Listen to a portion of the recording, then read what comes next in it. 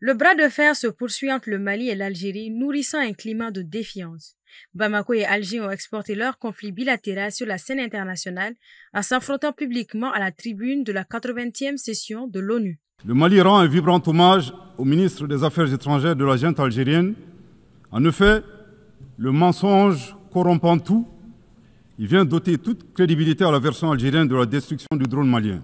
D'autre part, il est vivement recommandé à la junte algérienne d'organiser à Tinzaouaté en Algérie un festival international annuel dédié à l'artifice de l'intelligence humaine. Du haut de cette tribune, nous appelons la junte algérienne à cesser de soutenir le terrorisme international et à s'impliquer résolument dans la promotion de la paix et de la sécurité dans un esprit constructif en respectant la souveraineté des États. Les sommets de la bassesse, de la vulgarité et de la grossièreté atteints par ce faux poète, mais vrai putschiste, ne sont rien d'autre que logoré de soudard. Son bavardage de caniveau ne mérite que mépris et n'inspire que dégoût. Ce conflit public entre voisins met en lumière les tensions autour de la souveraineté, du contrôle des frontières et de la légitimité des usages de drones dans les opérations de sécurité au Sahel.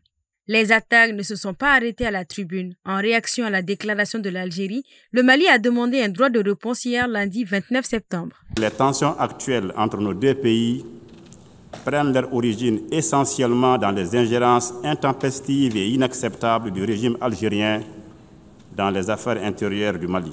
La délégation du Mali ne s'abaissera pas au niveau des invectives et attaques personnelles à la limite de la décence proférées par le ministre algérien des Affaires étrangères.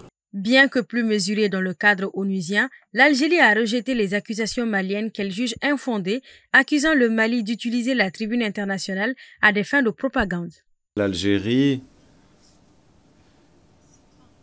ne succombe pas et ne succombera pas aux tentatives désespérées de nous provoquer. Par respect du peuple malien, qui est un peuple frère et voisin. Cette confrontation n'est pas isolée.